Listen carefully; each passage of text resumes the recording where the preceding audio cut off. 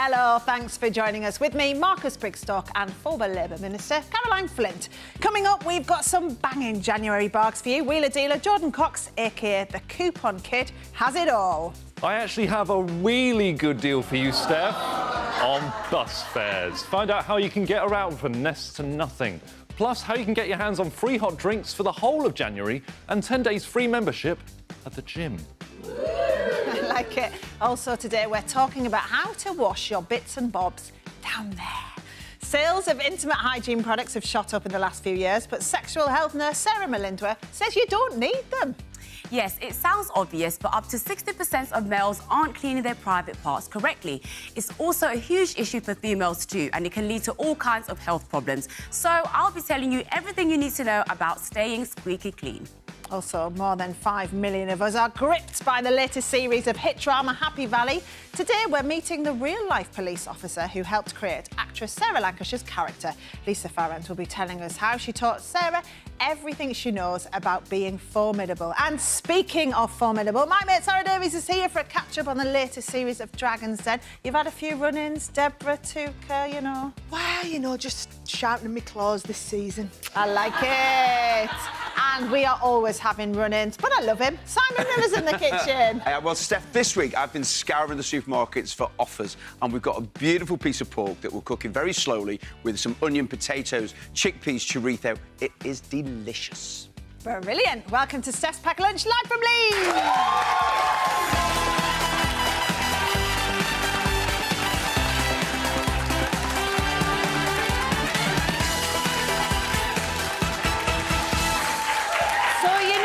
When you scour a supermarket, what does it involve? Well, basically what I do, Steph, is I go around all of the major and minor supermarkets with my notepad, and I say, right, OK, if we're going to try and find a bargain for pork today, I'll go and scour them all. Won't buy until I've been to all of them. Then I'll go back to get the bargain. I'm glad that's cleared up, thank you.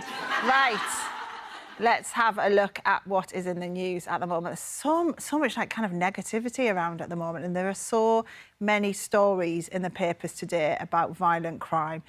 They include a man being charged with murdering 26-year-old Ellie Edwards, who was shot dead in a pub on Christmas Eve. Another story is a former Dream Boys stripper jailed for attempting to murder his ex-wife, and another man arrested for the fatal stabbing of footballer Cody Fisher at a nightclub in Birmingham.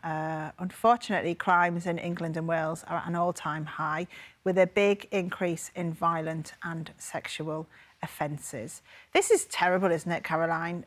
It's just such grim reading. Like, what can be done about it? It's really worrying, and every time there's a story about this, it just more fear in communities, isn't it? And worry about your kids being out and about, and particularly if they're at clubs and places.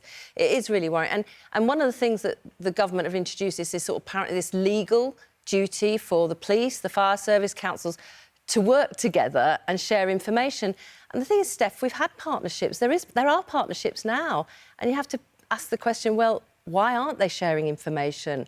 But the other thing is, I've noticed in Doncaster, you know, compared to 20 years ago, there's always been organised crime groups, but it's the use of guns and violence that seems to be something happening more often. And I don't know whether that's my perception or reality, but we've had several cases in Doncaster, and I'm sure elsewhere, where, you know, there's been shootings, and it's really worrying, really it's worrying. really scary. And I know, Chaz, you've actually experienced it in your family, haven't you? Yeah, my cousin was violently murdered in the late 90s. He was 21 at the time.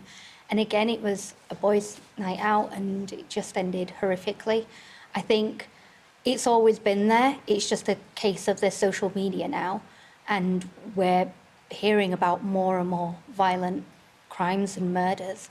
And it's really sad, actually, to hear that it's not changed. And it's really worrying, because there's one element of worrying about yourself, but then also your kids, Marcus. I've got two teenage kids, and the city where my son is at university, there was a murder outside a nightclub that he and his mates had been to a few times. And as soon as it was kind of located as somewhere that they knew, there was a lot of fear amongst him and his friends. But I have to say, I encourage both my teenage kids to go out, to socialise, go to pubs, go to clubs and all the rest of it. I do think it's really, really important not to sort of give in to the fear that the country is being overrun with violent crime.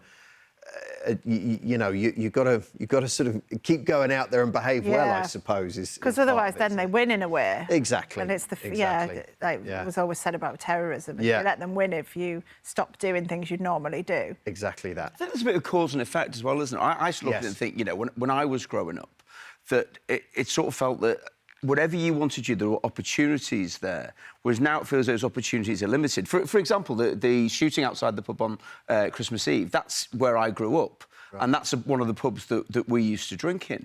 And you sort of think, I went to a comprehensive school, and you kind of feel that you could do anything. And you feel if opportunities are limited within society, then you almost create an environment where you're not going to have positivity. And it feels that that's exactly what's happening. So when you say that about, you were told you could do anything, like, as in literally you were told by teachers and people around you, and then did they help you with things that you wanted to do? Yeah, because I think it was a thing that, if you weren't academic back then you could become an apprentice, as in a proper old-school apprentice. Yeah, you'd go and work person. with an electrician's firm and you would be a time-served electrician. And I'm not putting anything out about apprenticeships now because they're great, but it's a very different environment. And it was encouraged that, right, what are we going to do? What are you going to do with your life? And I think that can't happen. I don't think teachers do an amazing job, but I don't think they can say that anymore. Yeah, it's interesting that, because my school was like an initiative which was set up by the Tories to have a school which was sponsored by business, and the catchment of the school, like the kids in it, were so mixed. Like we had all kinds. We had burglars' kids in. We even had a hitman's son in as well, which was interesting. But and if you look at you don't mean Pete Waterman. Very good, no. Thank you. Niche gag. Thank you. No, but what we had was, even in that melting pot of people from really, like, homes where they were seeing extreme violence or whatever, our school was really focused on telling us we could do what we wanted, and they gave us opportunities in businesses. We all worked like in local businesses and things. And now if you look at what those kids have gone on to do, they're all doing really well, including the burglar's son who's got his own business now, and, various other people who are doing really... burglar alarms. They're the best ones for security. They know. Yeah, and maybe that is missing. I want to bring in Lisa as well, because, Lisa, you were a police officer for many years. I know we're talking to you later because you've been working on the Happy Valley hit series. What do you think the problem is and how do we solve it? I do think there's a lot less police officers on the beat. I think there was a massive exit of police officers around 2010, and those numbers have never, ever got back up to where they should be. Also, there's a lack of communication skills with police. Because you very rarely see them on the street. You don't have that interaction with members of the community. You don't have that, everybody knows that the local bobby and can give them that information. And I just think everyone in public services are so overstretched these days, and the police are taking on board so many other types of community issues as opposed to dealing with the things that they should be doing, and that's policing and keeping the community safe. Do you think as well that the negative feedback about the police a lot these days doesn't help either? Don't get me wrong, there are some terrible things that have happened within the police force, but in the main, the vast majority of police officers are doing an incredibly difficult job incredibly well. You're absolutely right, because being a police officer, it's just a very ordinary person doing an exceptional job. An extraordinary job, and you don't know what you're going to deal with at that time. And there has been a lot of negativity. There's so much out on social media. Certain police officers haven't helped themselves. There are certain things that make the situation worse. And I do think it would help if there was a lot more transparency within most police forces as well, to say what they're tackling, to say what their targets are, and to allow the community access to actually come and speak to them. Lisa's right, though. You can't beat having, the police, not just the police, but working with others out in the neighbourhoods, out in the communities, and building sort of trust. I mean, I can remember back, 15 years ago now, when, our neighbourhood policing teams, they covered a smaller area, and there were more of them.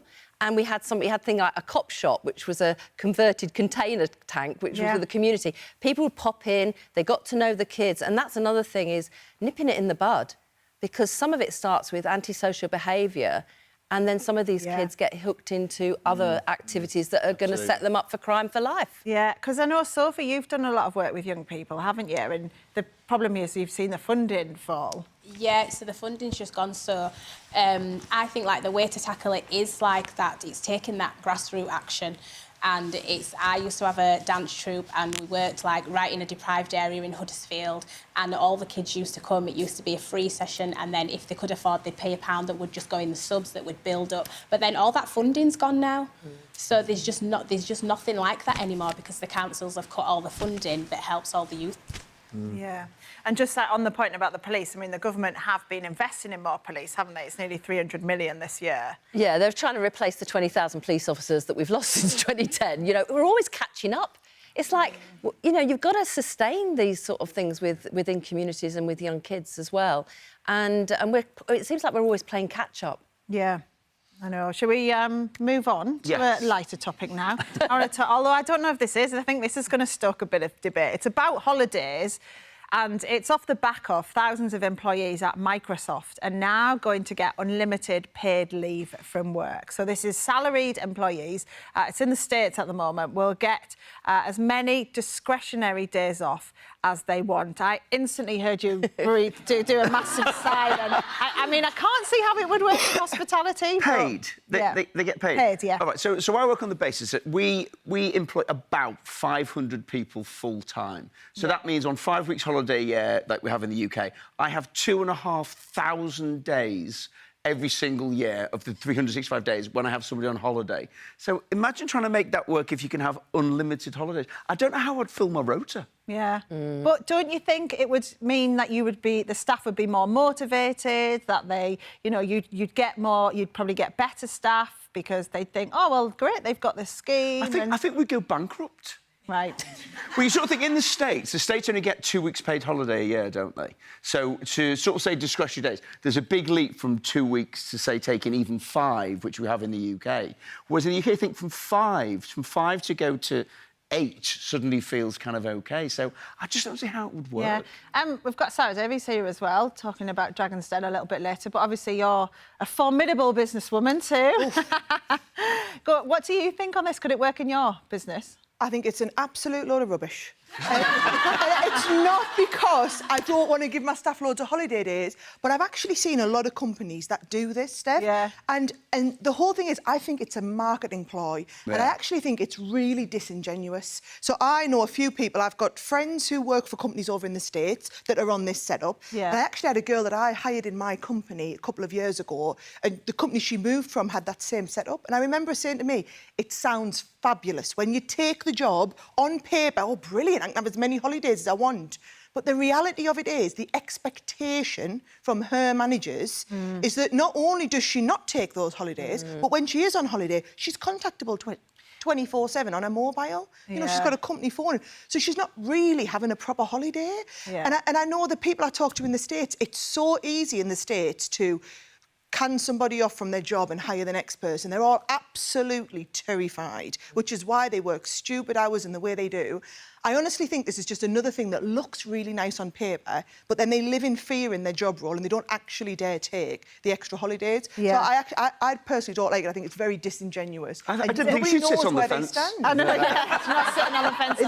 This is kind of standard fare, though. Right? I'm self-employed. We're all, I think, self-employed in different forms. So this has always been what everything's like for me since I started being a comedian. Like, how many days shall I work? And I've always had that mentality of, like, if the sun's shining, make hay. And Rachel is much, much better at going, it's enough. It's enough. And ring-fence this and have time for family, have time for yourself and slow down.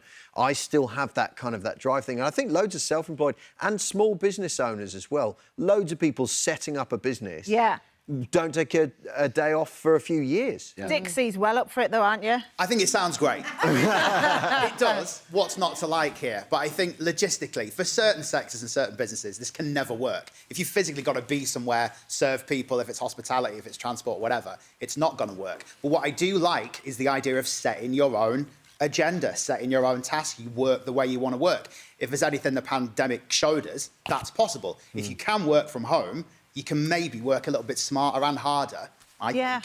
Because there's a lot of jobs, aren't there, Caroline? If you look at the economy, obviously in hospitality, if you're working in a restaurant, it's totally different because, you know, it's all dependent on opening hours and everything else. But in the majority of, you know, a lot of the jobs are made up from office service jobs where you don't have to, you know, be in the office to work, and you can do your job in extended hours and take days off. And they're the companies that are looking at this, they think clearly it could work. Yeah, I mean, I think there's flexibility, but I agree with Sarah. I think this is for the company. It's not for the employees. And, you know, America has much poorer holiday for their staff than we do. And I think the companies aren't planning to do this for their staff over here. And I sort of think, if I was in this situation, I might be thinking, oh, hang on a minute. If I take too much, that might count against me in terms of promotion down the road. Or what if I don't take much, but somebody else is taking the mick and they're taking loads? Yeah. And how do I know that? Particularly if I'm working from home and I don't know what's going on in the rest of the organisation. So it sounds great, but I think it is a con. I think it sounds great, and I'm going to start my holiday now, everyone. See ya! It's actually what we want you to get in touch about as well. Should all employers offer unlimited holidays? Vote in our poll. Send us your comments at PackedLunchC4. Use the hashtag StephsPackedLunch. Now, moving on to talk about cars. Simon, you've got a nice car, don't you? Yes. Where's this going? The reason I ask is because there's some new research out based on psychological tests which says men who love flashy cars really are just compensating for smaller. We're not going to go into the details of that. OK.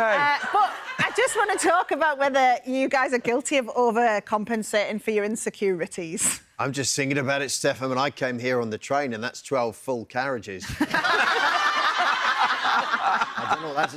No, I mean, I think I do, actually. I was thinking about this on the way up here on the very long train, about how important being funny is to me.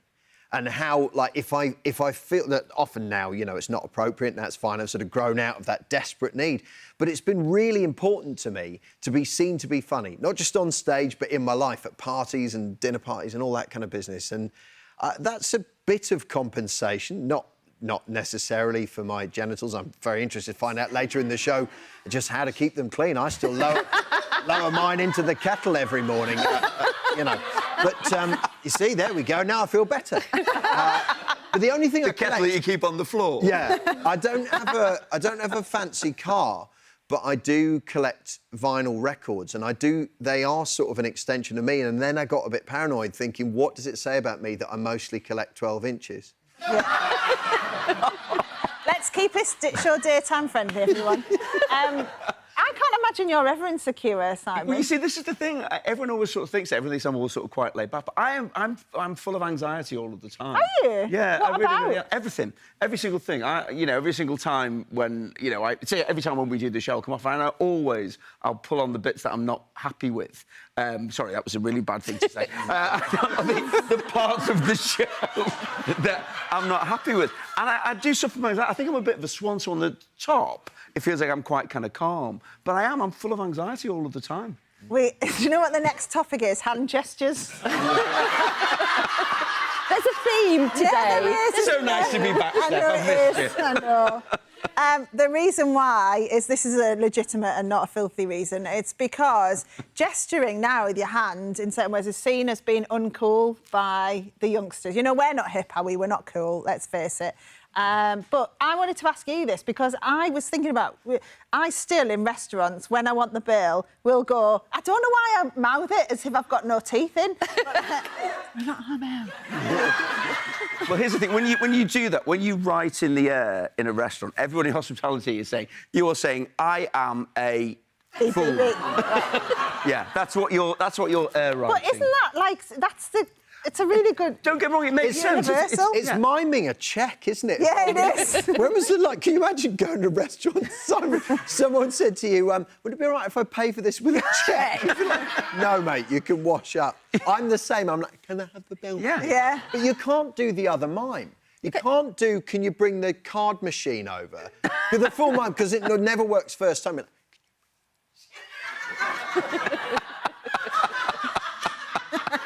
You can't do it. It's too complicated. Please do that. Next time you go out to the market, please do that. What do you guys and your staff and stuff think about gestures then? Well, That's where they happen the most. Fundamentally, what you want is you want someone to catch it. And I kind of get it. In a busy restaurant, if you've been sitting there a while, you do end up gesturing. But the main thing is that you want to catch the eye and go, and people do mouth. I think there's nothing else you can do other than mouth it. And you do mouth it in a weird way, don't you? It's one of the... It is that thing without no teeth. Do you ever have, like, people who click, though? Because I find that offensive when people click. I mean, that is the most annoying thing. Yes, if ever you want really rude. bad service in a restaurant, click your fingers and just see how quickly everyone moves away from you. Yeah. Do you guys, I want to know if the lunchmates do any cringy hand gestures. Jane, do you? Well, I run under fives gymnastics classes, so obviously the children are really tiny little tots, and I'm teaching them roly-polies, things like that. I always want to give them a high five. It's like, yeah, high five. Except this week, I did high five. Little girl didn't have a clue. Mum went, no, it's fist bumps. And I went, yeah. Okay, right, OK, down with the kids, fist bumps. And then this morning, I was like, do I do a high five or do I do a fist bump? Mum went, nooks. I went, nooks? Knuckles? Dad's taught her knuckles. I went, I've got to learn I think that would be these. really tragic if we started fist bumping each other. I had an embarrassing moment when I was on holiday once, and I went to sort of shake this guy's hand. He got for a fist bump, and I held his fist. It wasn't good. Imbal, you're quite tragic when it comes to hand gestures, aren't you? Can you see how I'm grabbing my hands? I'm Middle Eastern, I'm a born gesticulator, and I've got 4 kids. So we've got nativities and dance shows and gymnastics shows. So I'm very short, so I get all the way to the back so none of the parents can see me, make eye contact with the child, and for the entire performance, be it short or long, I'm doing this. The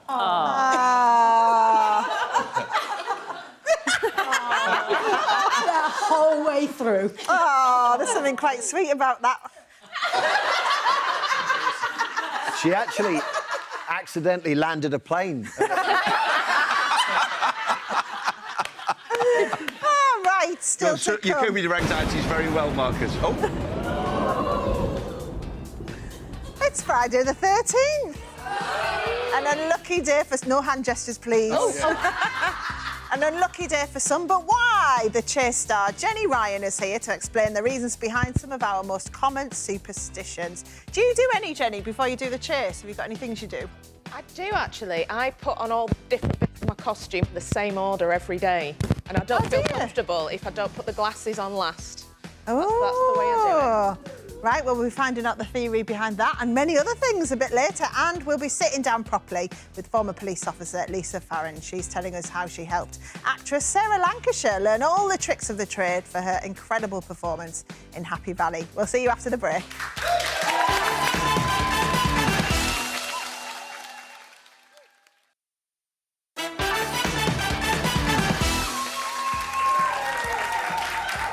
Hello, welcome back. Now it's the hit crime drama that's got more than 5 million of us gripped. Happy Valley is back for Series 3, and what a cracker it is.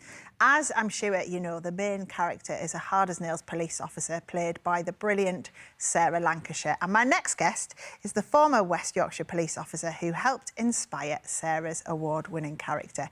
Before we chat to Lisa Farron, let's take a look at Sarah, a.k.a. PC Cawood, in action. I rang over 5 hours ago. Been a very busy night, sir. Yeah, but if you ring 999, you expect someone to turn up. You don't expect to be kept waiting. We've had a major incident to deal with in Littleborough, so I've had to send most of my team off over the border to assist our colleagues. And then, would you believe, we've had a fatal collision up Pelham Lane, 2 dead. Now, the operator you spoke to ascertained that there was no one unconscious, no one not breathing, no one in need of an ambulance, and no one's life in danger. Is that correct? Yeah. But... So, strictly speaking, that's not a 999 call, just FYI, that's a one-on-one call. But on the plus side, you've got a sergeant, you've got a very experienced sergeant to sort it all out, so... Don't you tell me what's happened? Oh, God, it's so good. I'm absolutely loving it. I'm so glad it's back, and how exciting to be part of it. But first of all, Lisa, tell me a bit about you then. Tell me about your career in the police. So I joined the police in the late 80s when we were given a rather fetching leather handbag, small truncheon, and 12 pairs of issued tights and a skirt. Right. Practical. The 12 pairs of tights were there to last you a year. And I spent my career in West Yorkshire, mainly in Halifax, in a community beat situation, on to training school and then finished my time in Huddersfield. Yeah, and you really kind of embedded yourself in the community, didn't you? Yeah, when I worked in Halifax, it was a predominantly Pakistani Muslim community. I went to learn to speak Urdu, just really got involved in the community, the things that they were doing, whether that was fasting during Ramadan, just so that I could understand how people felt during that time, and how it impacts their daily lives. Yeah. Was it scary? There's always moments that are scary. It's more scary being here. Is it? Much more scary being here. Yeah. But, I mean, clearly it was a job you loved. Yeah, absolutely. And what was it about it that made you love it? I think the people that you meet, the communities that you work with, knowing that it almost sounds a bit like I'm entering some sort of competition, but you're going to make a difference to somebody's life. Yeah. And you can genuinely make that difference. And hopefully provide a really good service and help people in the time when it's the most difficult time for them. And clearly you were brilliant at it because you got a Queen's Policing medal, didn't you? Yeah. For your service, which is amazing. I bet that was exciting, getting that. Yeah, it's... they only gave you a glass of orange juice at the Palace and you were there hours. I love these insights. And you can see why. Yeah. You can see already the Sarah Lancashire character in how you're talking now. Yeah. So straight talking. So tell me about how you ended up working on Happy Valley. So Sally and I did go to primary school together. This is the writer, Sally Wainwright. Yeah, Sally Wainwright, who was an absolute genius. I think everybody will agree. She's just a genius. And I'd moved out of the Halifax area. Yeah, that was a long time ago. Now, I moved out of the Halifax area, went over to Huddersfield with my family, with no mobile phones, no internet, so you lose touch with people. And then 40 years later, a mutual friend of ours put us back in touch with each other because Sally had this thing about wanting to write about a uniformed police officer. Yeah, and then... And that was it. Yeah. So, and I know you're really good friends again now. And tell me about what you've kind of contributed to the series, because everyone says, and I know your friends and everyone say, the character that Sarah Lancashire plays is so like you as a police officer. Yeah, I think she's like a lot of police officers. I think there's an element of Catherine Kerr in every police officer. Yeah. But I work with Sally right at the very... Sally has these amazing ideas because she's just got this amazing imagination.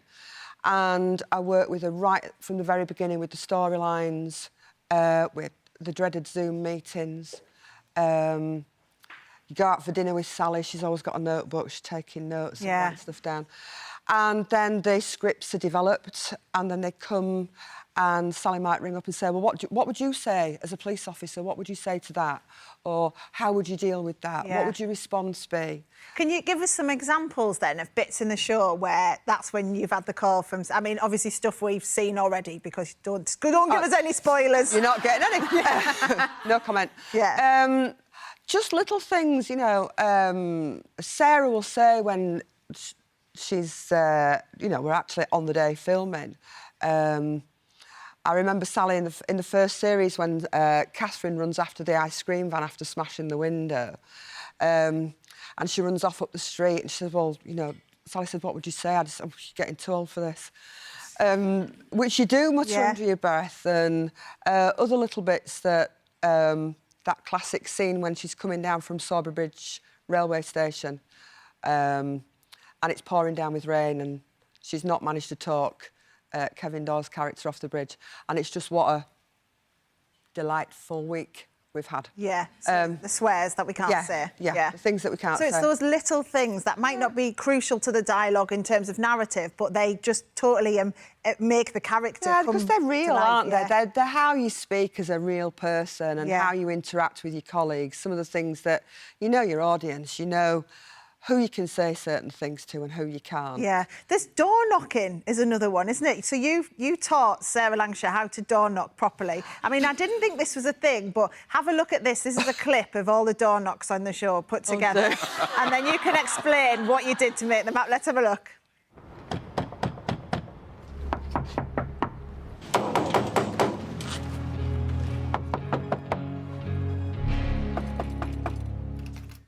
So I mean, this might sound like a silly thing, but there is a way that because originally the way Sarah did it, she was a little bit too limp with it, I think, wasn't she? Apologetic, I think you meant. Yeah. Yeah, not limp. Yeah. Apologetic. I think, yeah, it's very difficult because, I mean, she puts the uniform on, she becomes that police officer. She's just incredible. I'd work with her any day of the week. She's just superb. But it was more like I don't know, if kids are playing knock a door run, if they're going to go and knock on a door to get somebody out to come and open the door and really annoy them, they're not really loud. But if your parents sent you round to apologise for doing it in the first place, you'd be knocking really quietly. Yeah. So that they didn't come to the door, so you wouldn't have to face the music. So it's that sort of... Yeah, and even the pattern, because it was all the same pattern there, wasn't it? Yeah, it is. It's, you know, you've got to, you know, assert your authority when you get there. You did miss a crucial one out, which is the key on the window. Ah, go on. What's that one then? So you get your key, the end of your key, and you tap it on the window. Same rhythm, always works. Tap it on the window, but not single glazed, because it might break. Yeah. And what's it like? I mean, you obviously know what's going to happen, and I know you're not going to tell us now. I don't want to know because I'm loving watching it.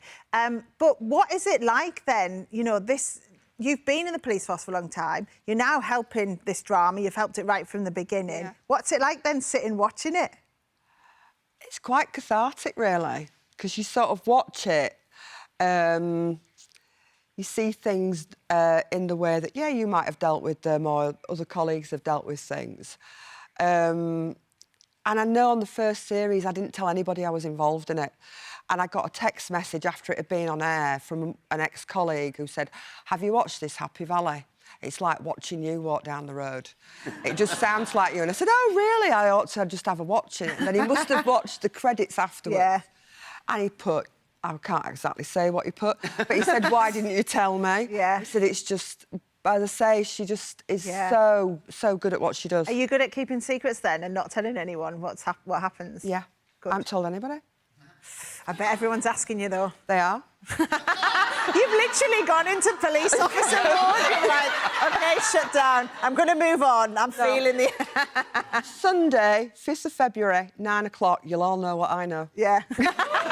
And I can't wait. Thank you so much. Oh, you're welcome. It's lovely to have you here. And the next episode of Happy Valley is on Sunday at 9 o'clock on BBC One. And, of course, it's on the iPlayer as well. Still to come, sexual health nurse Sarah Melindra is here with a warning when it comes to personal hygiene. Lots of people are at risk of infection simply by not cleaning their intimate areas properly. Find out why you should be cleaning your genitals every day. Something 1 in 5 men reportedly don't do.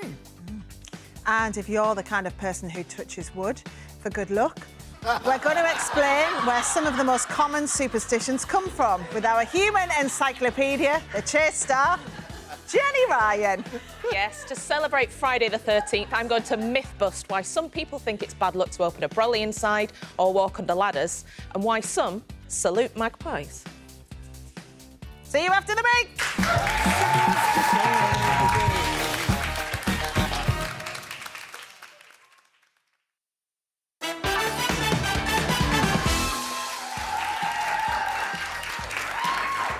Welcome back. Still to come on the show today. The deals on the bus go round and round, apparently. Jordan Cox, a.k.a. Coupon Kid, is here with some top January offers. Yes, I've got everything from a £2 bus fare cap to free refills on alcohol-free beer. Cheers.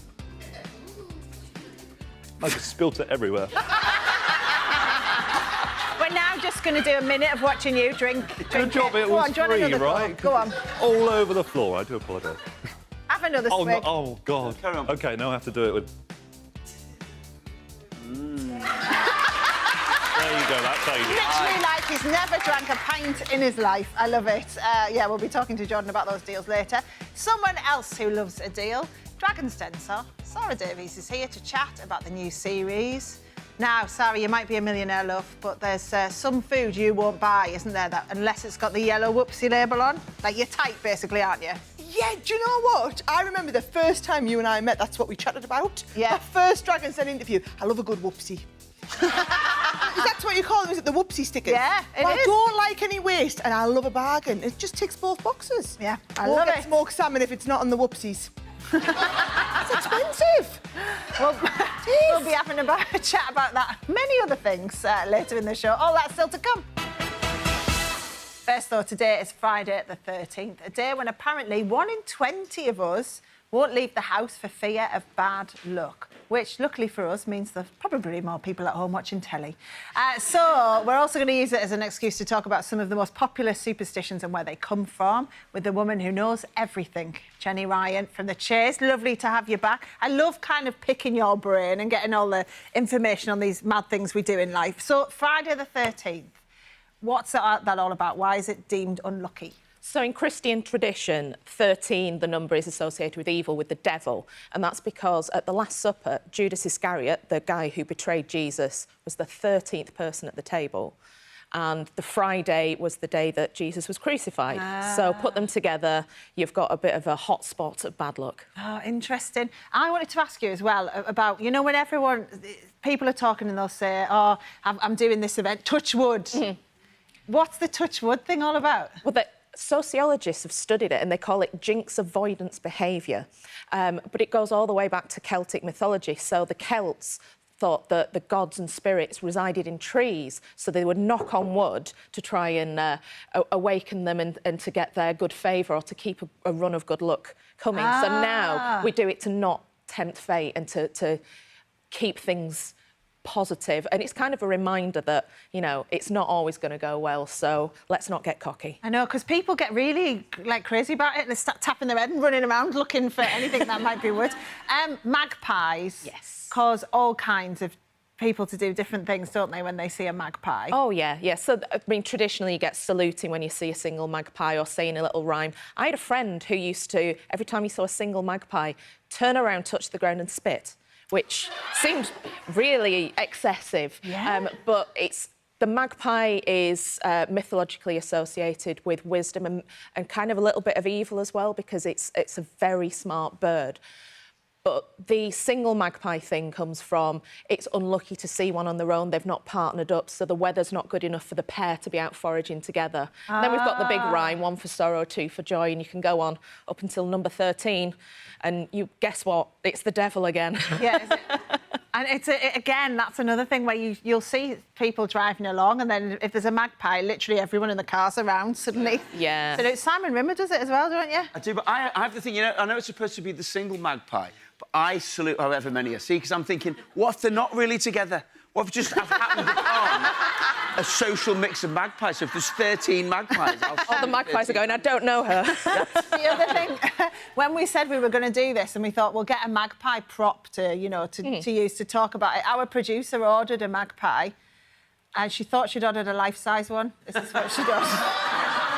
They're not even that size when they're in the egg. I know.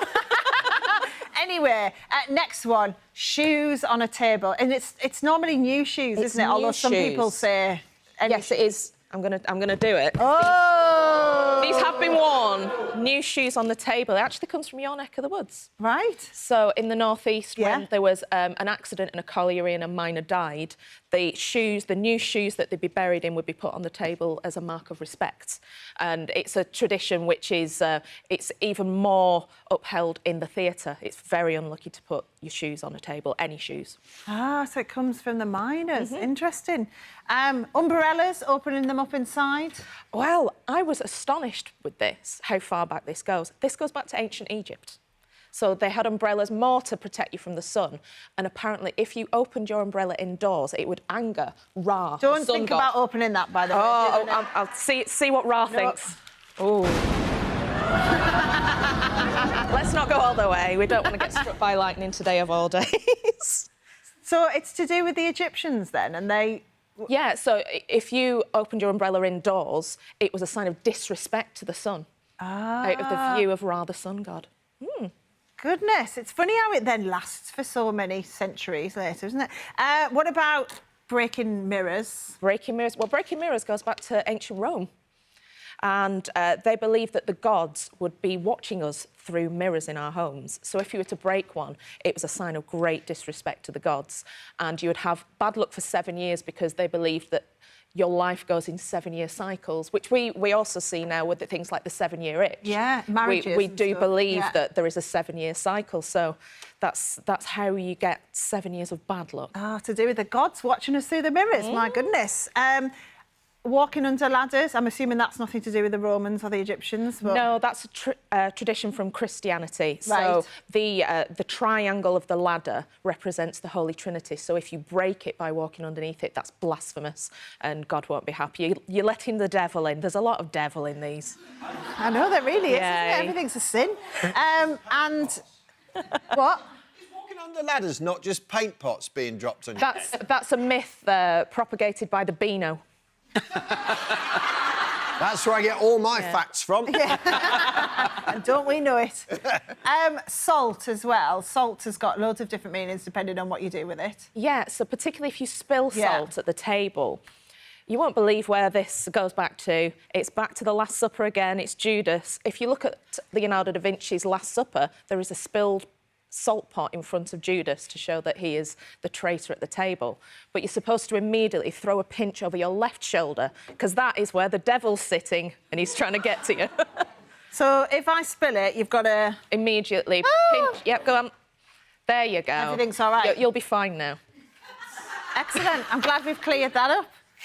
Get rid of the rest of it. Thanks very much, Jenny. That's great. It's fascinating where all these things come, isn't it? Still to come, Simon will be needing that salt. Oops. For his cook later, he's making a Spanish-style pork one pot. What's Spanish about it? It's got chorizo in it, it's got dry sherry in it, it's got smoked paprika in it, so it's got Spanish ingredients. I like it, and she loves a Spanish paso doble. Strictly star Sarah Davies is here to tell us about how her former dance partner Ali Ash is like Mrs Doubtfire when he's round her house, and what happened when she had an embarrassing incident with her bra on the telly. That's right after the break.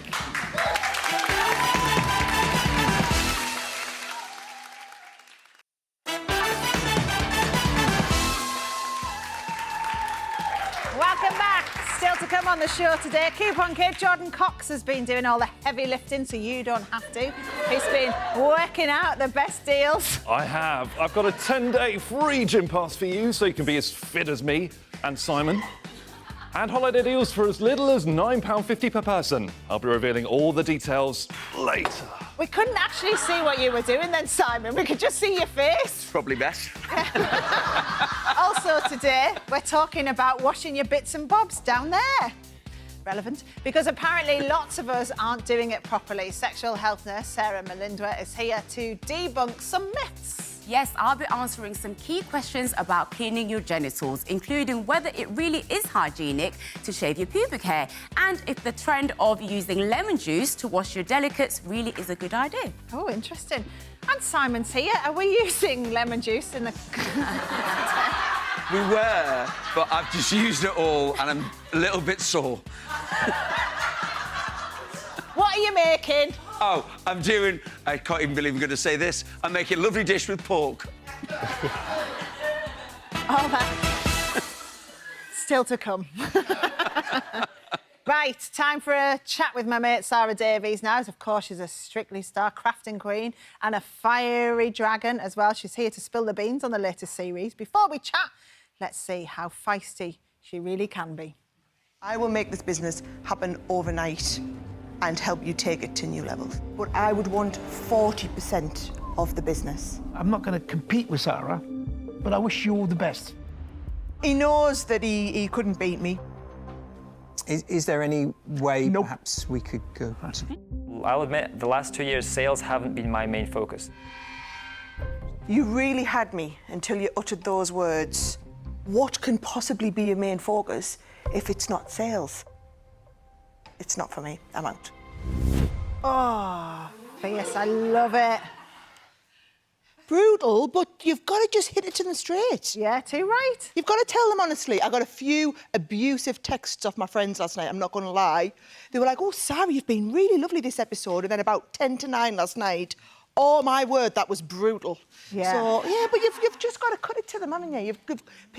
I think people respect me. It's a northern thing. Yeah. It's the straight-talking northernness. And anyway, I can't help... It's written all over my face what I'm thinking. So it's not like I can say one thing and my face is saying something different. Yeah, and it's like, the thing is now, it's like, what, the 20th series of Dragon's Den, which is incredible. So I always think the people going in, it's like, know your numbers. Yeah, I had an absolute belter this year.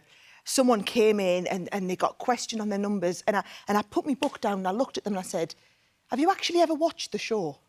You know, it's a pretty straightforward formula. We're going to ask you how you're doing. We're going to ask you what your forecasts are. We're going to ask you about your balance sheet and how that's looking. Basic stuff that you just need to know coming in. What I love as well is the relationship between the dragons, because I think you've really kind of come into your own with like having that seat is yours in there now, isn't it? And Do you know, it feels like it. Yeah. And I think it was interesting watching some of those clips back, because some of them were from my first year. And in the first year, I'm still kind of suffering from that whole imposter syndrome thing. Should I be here? Am I good enough to be here? And now I'm just comfortable in my own skin. Yeah. And I think the me that you'll have seen last night, if you were watching, that you see all the way through this episode, is just confident me thinking, yeah, I am good enough to be here. That's why they asked me to be here. That's why they keep inviting us back every year. Yeah. And so I'm just going to be me, because me is good enough and me's right. And I think that comfort in your own body is what's really endeared me to the other dragons. Because they obviously all feel the same thing. Yeah. It's just some of them have been there 20 years doing this. Yeah. But you had an incident where Deborah ended up having to come grovelling to you, which I just can't imagine Deborah doing. Do you know, it's really interesting when you get those 5 dragon scraps, I call them, when all of us are going for the same business. And this business, it was last season, and someone, they wanted me and Deborah didn't want to share. And I had to try and sell myself. I really wanted to share. She wasn't having any of it. And she looked straight at the entrepreneurs and said, no, I don't think she adds anything to the business. I don't want to have her in. And I took a few deep breaths and I sat there, and I think she knew she'd upset us on that one, because I came back in the green room, and usually whatever goes on in the den stays in the den. But I got back in the green room and she'd stuck the kettle on and she says, oh, shall we have a hug? You have a hug.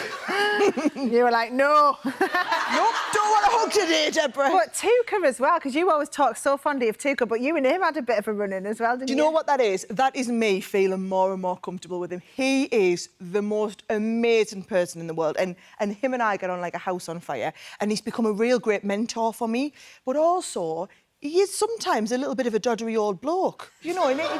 But you watch the show, you know exactly what I'm talking about. And so whenever we're out for dinner and that, I took him for breakfast one day when I was down in London. I have to keep him right. He's forgotten his glasses. I have to read the menu to him. And the more time I spend with him like this, it's like looking after your granddad. And I get used to it, right? So I sometimes forget we're in this professional business environment where it's a very, big business deal, and he comes out with something ridiculous, and now I'm not finding it. Hang on, shut up a minute, I'm in the middle of something.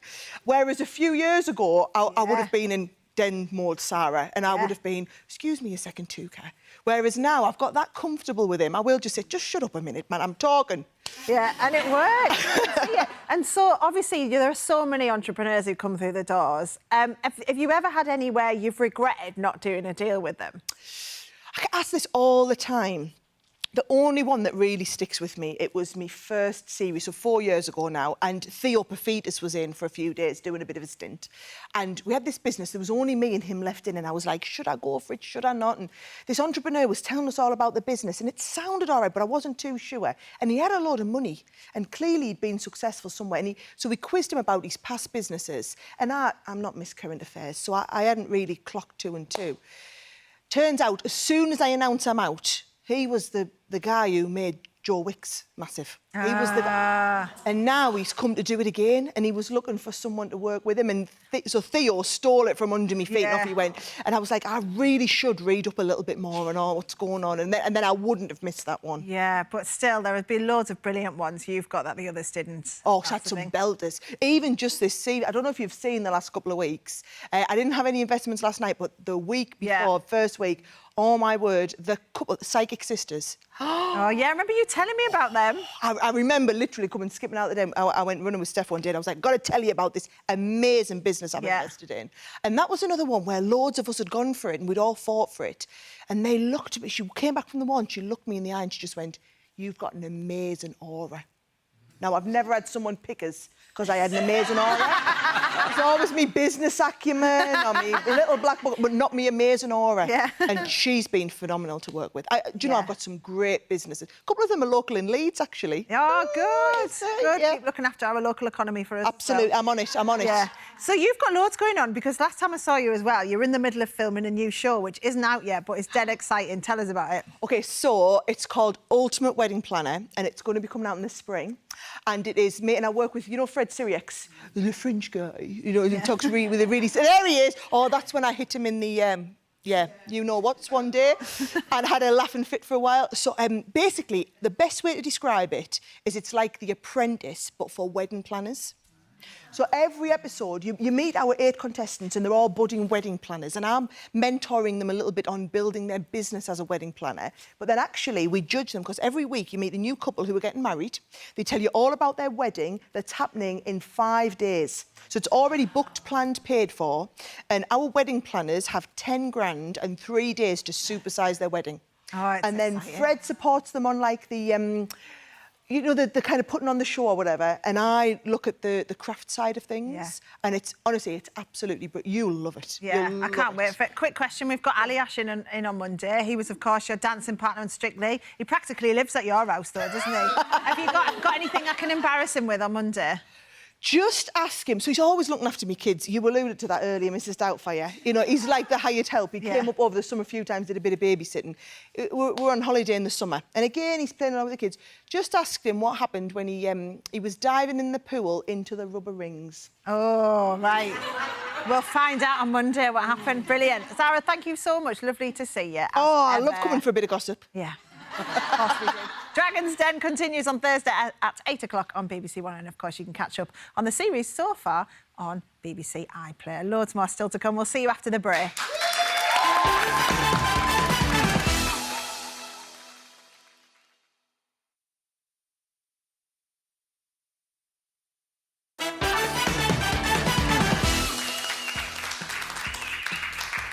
Hello, welcome back. Thanks for joining us. Now, we're going to talk about looking after your private parts. I know it sounds obvious, but genitals can be an area that gets neglected. In fact, over 60% of men are not cleaning theirs properly, and it can have a huge impact on health. Here to tell us everything we need to know about keeping our intimate areas squeaky clean is sexual health nurse Sarah Melinda. I was quite shocked we needed to talk about this, if I'm honest. Yeah.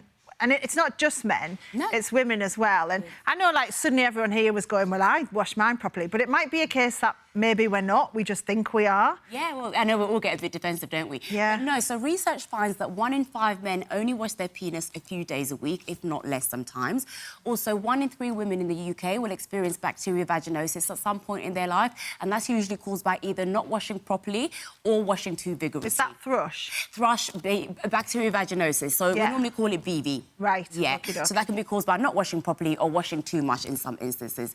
And again, like you said, 60% of men are not washing properly, and we've also seen a rise in the global sales of intimate products. Right, so there's more people buying the products but not necessarily using them properly. Exactly. Yeah. So you're going to take us through, aren't you? I am. Of how to do this properly. So let's start with vaginas first of all. How do we make sure we're doing that properly? Right, so the first thing that we would advise against strongly is washing with things like soaps and shower gels. So washing daily with warm water is all you need. So over the counter, you can buy intimate products that are dermatologically tested, but what we find is that even with these, there is still that small chance that they can interrupt the normal pH level, which should be about 4.5. So if you're experiencing like a rash or dry skin, what you might be prescribed is like an emollient, something like aqueous cream or E45, which is usually quite safe, and you just use it topically. But if ever you get any symptoms or you react to it for some reason, which is rare, then of course stop using it, but that's the only thing we could recommend. So those products products you can buy, those kind of feminine hygiene, wash type things, they're not necessarily going to be any better than just using warm water. No, warm water is better, and there is that small chance that it can still, you know, interrupt that normal pH. And you always want to stay and avoid away from things like, you know, things that have perfume or alcohol, or things like essential oils, because all of those, what they'll do is they'll interrupt that pH level, and it will trigger off bacterial vaginosis and thrush, which can be painful and can also cause a malodor. Yeah, it's instantly making me sit with my legs even tighter. Crossed. What about then the best way to actually clean it? Right, so the first thing we want to do is to differentiate the difference between the vagina and the vulva. So the vagina is from the entrance of the vagina to the cervix, so the internal part, the birth canal. And the vulva is everything else that you see in the outside, so the clitoris, the labia, and that's the area that you want to clean. So what you want to do as a woman, the first rule of thumb is to clean front to back. So what you don't want to do is to transfer that bacteria from the back passage up to the front, to the entrance of the vagina and the vulva, because that can cause irritation and, again, throw off that pH level. You also never want to do things like douching or inserting your fingers inside to try and... Because women will sometimes think, oh, I just want to get everything out. But actually, that good bacteria is needed for a healthy, normal vagina. Right. So you want to avoid things like that. And also just use your fingers. Never wash with a cloth, because they can be quite sensitive on the skin there. Oh, so don't wash with a cloth with a cloth, no, because an exfoliating cloth is great for all over the body, but that's such a sensitive area, so you could end up doing more harm than good. What about a sponge? A sponge is better because it's a lot softer than, say, a washcloth. Because the washcloth is good for your face, your body, because it's good for exfoliating. But you don't need to use any scrubs or to exfoliate down there. Right, OK, so, and don't be too rigorous. And don't be too rigorous. Yeah. What about then the penis? How do we clean that? So, again, daily washing with warm water. Now, there's several things that can happen if you don't wash regularly enough. So it can cause something called NSU, so a non-specific urethritis. So this can cause a burning sensation when you pee, and it's normally from washing with soaps and shower gels or not washing enough. Yeah. You can also experience something called smegma. Now, smegma is a discharge. It's like a yellow oil-like discharge that can sort of accumulate underneath the foreskin. So if you're not retracting your foreskin and washing underneath there, that can cause that. And it can cause quite a funny smell as well, so it can be unpleasant. And you have to do that every day? Every day, yeah. You can also get a fungal infection if you don't wash daily, and that can lead to something called balanitis. So that's an inflammation around the head of the penis that can cause swelling and redness. It's not normally serious, and your GP, again, will prescribe something like an emollient, E45 aqueous cream, which is safe to wash topically. Yeah. Can I ask as well, as a parent with a toddler, about babies and then also that progression to when you start potty training? Because I'm doing that with my little girl, and so it's like cleaning them. I never know how, like... Because obviously with a baby, you're constantly changing nappies. Like, how thorough do you have to be on every clean? And then... Yeah, well, I'll ask you that one first. So with babies, what you want to do is, that regular changing of the nappies. What you don't want is for them to be sitting in sort of urine and faeces, because that can sort of cause skin irritation. So you want to regularly change the nappy. And if they do get a rash or anything, you can use like a baby Aveeno or a Sudocrem, which is completely safe. Now, it's mindful with boys to remember, boys are born with foreskin. So until they hit puberty, that foreskin is not able to retract naturally. And you never want to forcefully retract the foreskin of a baby boy. So just wash the skin that you see on the inside. And with baby girls, again, like with adult women, you want to clean from the front to the back. Now, what you can find with babies or small children is that when they get into water, they sort of naturally cross their legs, and it's almost like a natural reflex. You never want to sort of forcefully open their legs and clean them that way. So what the best practice to do is, once you get them out of the bath, to get a cloth with warm water and clean them, again, front to back. And just with boys, just the area that you see on the outside. Yeah. And then what about teaching them when they start, you know, like with potty training and from that point onwards? How do you teach them about how to clean themselves properly? So wipe themselves even? As long as soon as they're able to sort of talk and communicate with you, it's never too early to start just talking. And it's really important to use the right terminology as well, because sometimes parents can use words that only them and their children know. So it can be really confusing for the children. Let's say they're at nursery or at school to describe what's going on if they don't know the right terminology. I just can't bring myself to say I know. I really can't. I'm still on nunny. Because it's like, I just find it cute. I know, it is cuter, I know. And I don't think there's any harm in it, but as long as they know the right terminology and have the confidence to use it, it also, as they get older, it takes away that stigma of thinking that it's a swear word or anything like that. So the age of, say, between 6 and 8, that's around the age where they become a little bit more curious about their bodies and other people's bodies as well. And they also want to wash themselves. They start to want to gain independence in that area. So always encourage that. And what you can do is monitor them as they do it to make sure that they're doing it right. And then as they get older as well, with girls, you want to sort of reiterate the importance of cleaning front to back to avoid that bacteria. And also it's a good opportunity to talk about period health.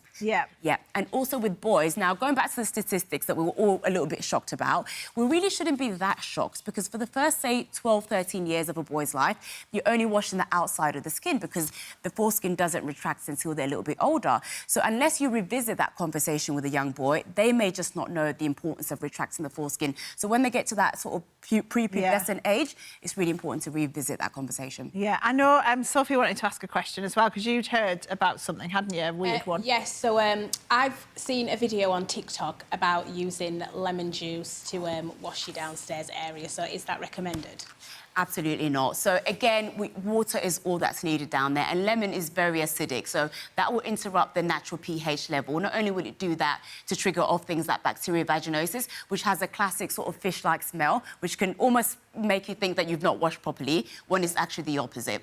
And also it can cause burning sensation down there, so definitely don't use any lemon juice down there. And can I just quickly ask about pubic hair? Is it more hygienic not to have any, or does it not matter? Right, so 59% of women still remove their pubic hair for the purposes of hygiene, but actually there's no medical, research to back that up. So it's more of a personal choice. And if you're susceptible to things like ingrowing hairs, you might want to review the way in which you remove your hair. So, for instance, if you shave, you might want to think about waxing. If you wax, you might want to think about shaving. But it's completely a personal choice, and there's no sort of hygienic benefit to it.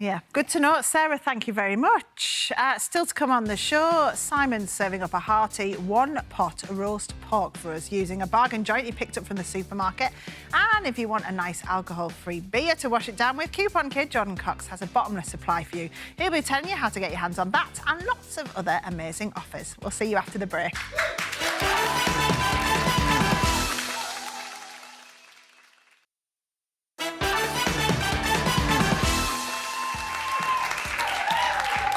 Hello, welcome back. Right, we're going to chat about the other stories that have caught our eye today.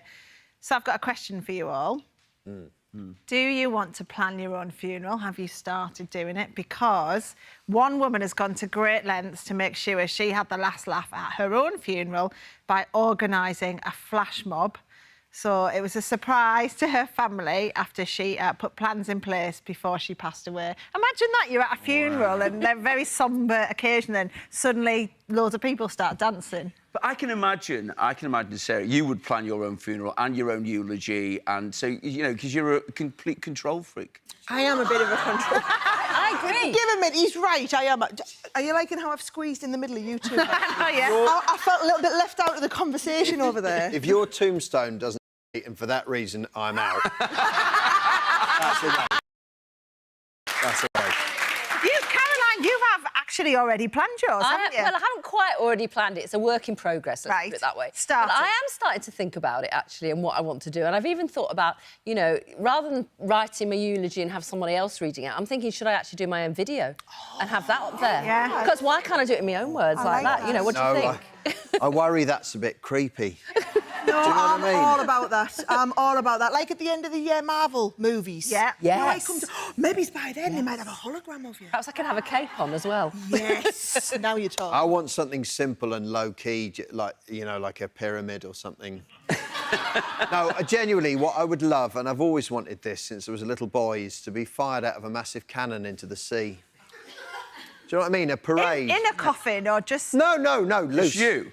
Loose. A parade, and then you bring the big circus cannon up to the seaside, and just as all my family are gathered around, just boom, and off you go. Be beautiful, you've thought about this since you were a little boy. Yeah. What kind of troubled childhood did you have?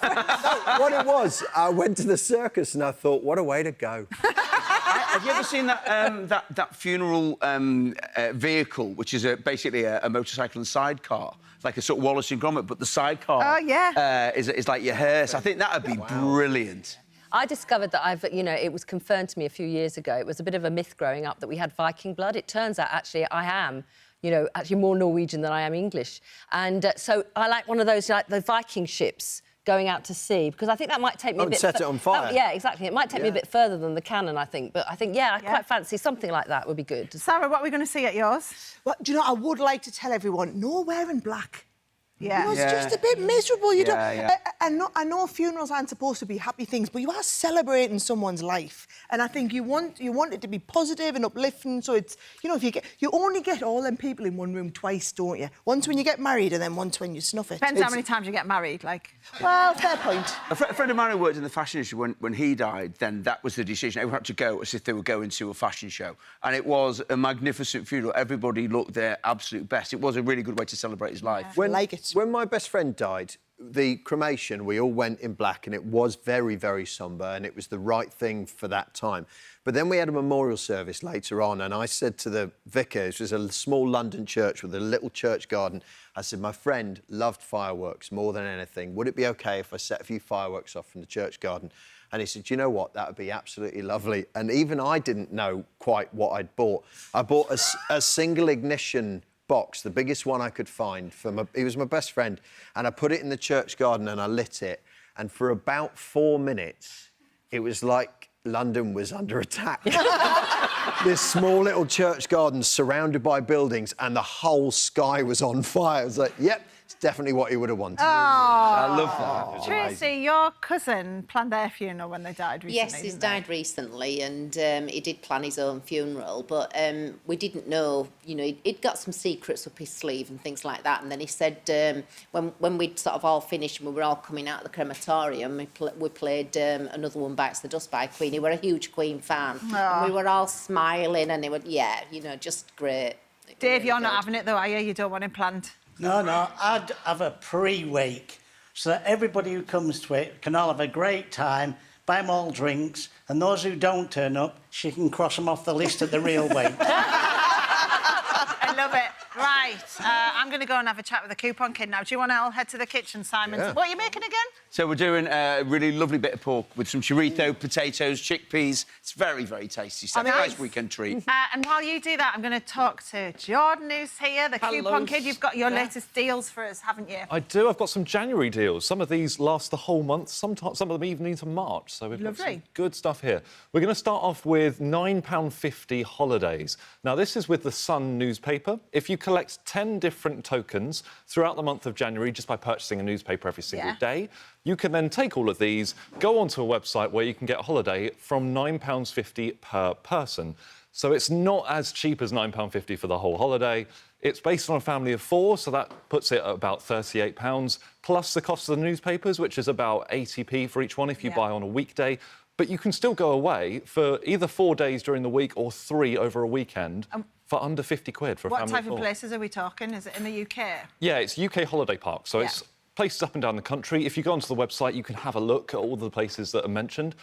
Some of them are going to be more expensive, and depending on when you book, it might be more expensive. So it might be £19.50 per person or £29. And there are some in Europe as well, I believe, too. Yeah. So just have a look around, and you might be able to pick up a cheaper holiday this year. Smashing. We're talking buses next, aren't we? Yes. So at the moment, there is a bus fare cap until March 2023, where all single tickets on a bus fare are £2 on selected companies. Now, this does include places up and down England. It includes First, Stagecoach, Arriva. All of them and so many more are doing the £2 cap on their fares. And because it's single, you might actually get away with it being cheaper booking 2 different singles rather than a return.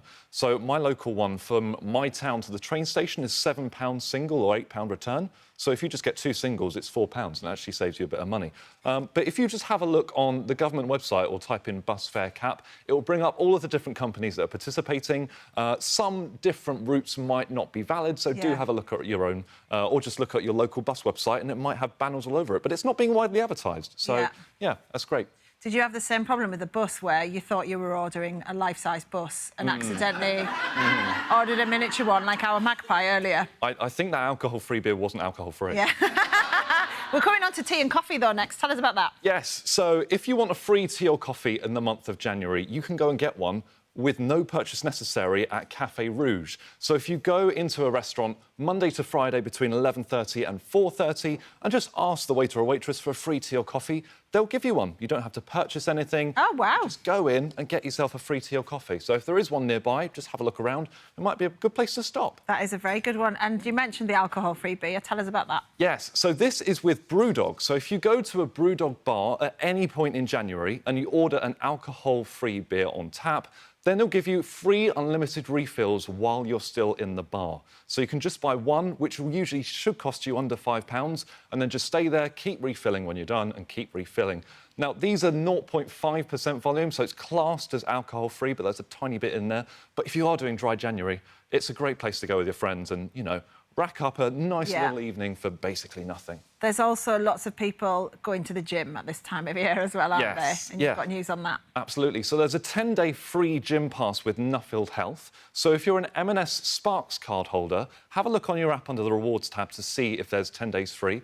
If not, go onto the Nuffield Health website or type in 10 days free Nuffield Health Pass. It will come up online and you can sign up for a 10-day free gym pass. You will need to show your M&S Sparks card to get in because it is a deal between those two, but it gets you access for 10 days, and that includes some pools, some saunas, some spas as well. So if you did want to treat yourself and didn't want to, you know, work out too much, you can go there as well. And no obligation there. No, it doesn't sign you up to any subscription or anything like that, so you can just take the 10 frees and be on your merry way. Yeah, brilliant, Jordan. Another fantastic roundup. Thank you very much. We'll see you next week.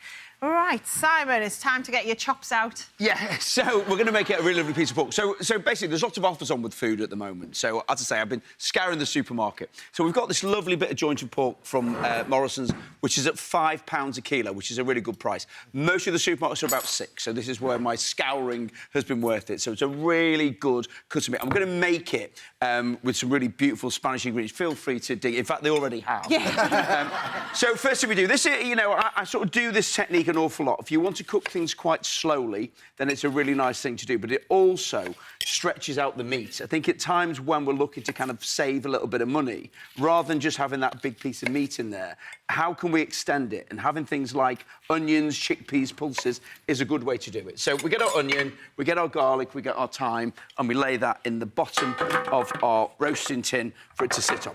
Pop a little bit of thyme on there. Then we've got our piece of pork and we're going to put a delicious rub on it. So the rub, we've got some brown sugar, we've got some smoked paprika, we've got plenty of salt on there, a little bit of mustard powder rather than dry mustard. So give those a little bit of a mix. Is that good? They're very, very quiet. It's so good. And it's been killing me to not eat this while Jordan was explaining where we can save money on gym membership. But the thing is, that thing, where if you are looking to do things like save money, then what you want to make sure you do is really up the amount of flavour that you get, I think. So all these are kind of big flavours. Then into there, we add a little bit of olive oil. If you don't have mustard powder, could you use, like... You could use mustard, yeah, absolutely could. Yeah. And we get shaving. I mean, really, what I've gone for, as long as you've got sugar and salt, that's your base, really, for any kind of marinade. After that, you go whichever way you want to go. You open your cupboard and you go, you know what, I've got a load of that Italian mixed herb that I've had not really used it. That would work absolutely fine. I've got some chilli paste in there. It's almost quite a good thing for your store cupboard stuff you've got kicking around, right? So that goes in there. Then we get this beautiful piece of pork and you rub this marinade all over. And what you want to do is ideally let this sit for at least an hour.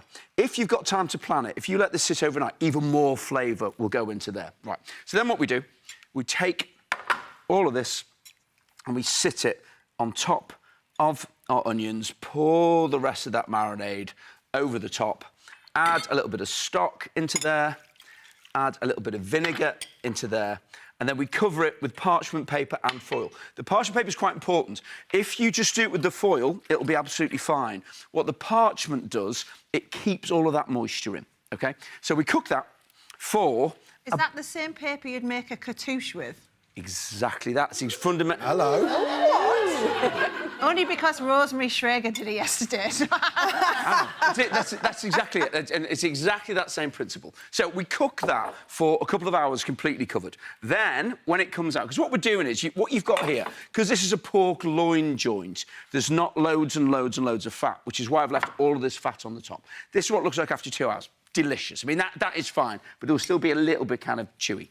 So then what we do, this is when it gets so delicious. We then get all of these potatoes, these are raw, into there.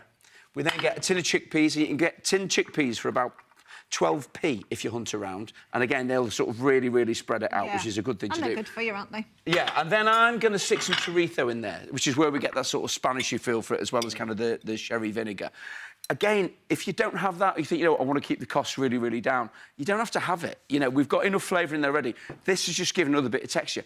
If you want to really save money, you can put something like, you know, all the really thin slices of ham. Chop a bit of that in. We're just putting another little bit of flavour in there. It's just adding another bit of level into it, OK? That goes into there, and then just give that a little bit of a stir around. I've never seen Sarah so quiet in my life. I know. I don't think I've been this quiet in my life. You know, they asked me if I'd hang around to the end of the show. I said, only if I get some of that pork. Yeah. So they've pulled me up an extra chair on that basis, and I don't think I've come up for breath. We actually didn't. We actually asked Sarah to leave several hours ago. So then, out the pork. Then we don't cover it now. Now we've got all of this lovely flavour in there. We leave it uncovered and we put it back into the oven for another, I mean, I want to say an hour. Don't worry about the spuds being slightly overcooked, because what happens is we have that. That is good. Proper filth, isn't it? Yeah. I mean, there's no other way of describing that. But you sort of think, you know, you've got your £5 a kilo piece of pork, you've got potatoes, which are pretty cheap, chickpeas, which are really, really cheap. Other stuff really sort of out the store cupboard. The chorizo is probably the most expensive ingredient in that, and you don't even need it in there. But that sauce, that delicious oily sauce, is off the scale. Now, you can do one or two things with this. You can either shred it, but I think because this is a pork loin, it wants to be in chunks, all right? So as we cut it into those big, fat slabs, see, I'm just letting this lie into that sauce. You know, because this is such a good meal, and it's a special day today, because our lunchmate Michelle is 60 today. Whoa! For your 60th, do you want Simon's pork? Oh. How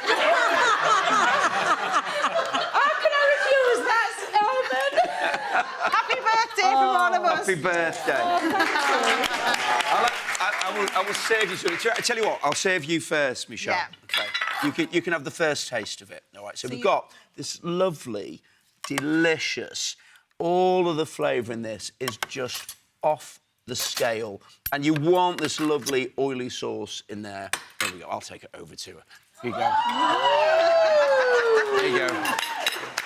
Enjoy my pork. Happy birthday.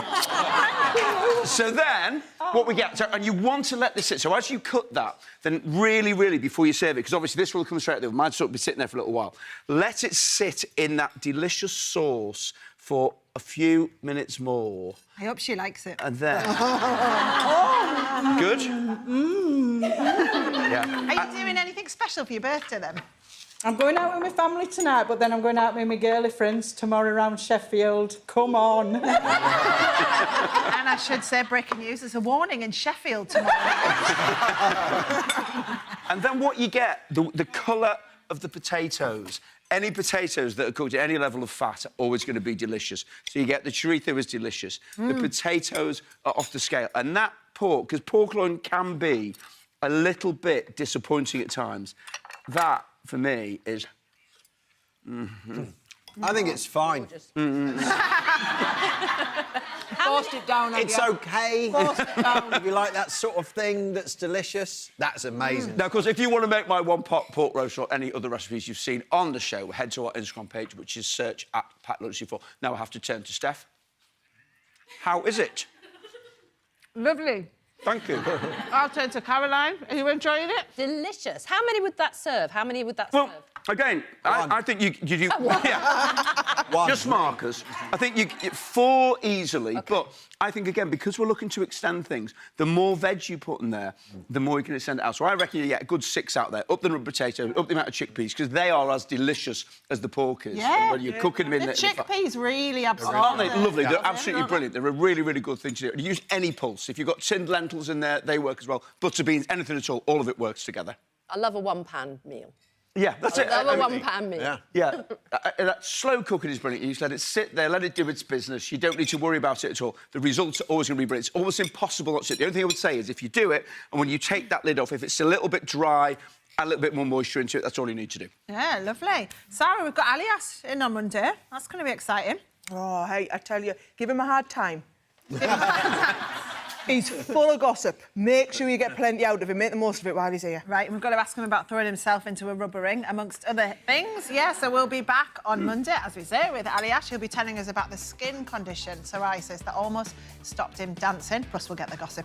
Also on the show, I'll be meeting 2 young women determined to change how the world views widows by presenting a podcast all about sex, relationships and grief. Our Link Kempner will be back to cheer you up on Blue Monday with a roundup of TV and films that will make you feel good. All that plus John Witt, Kate Botley and Saeed Avasi. Have a lovely weekend. Michelle, do you like it? I'm 11!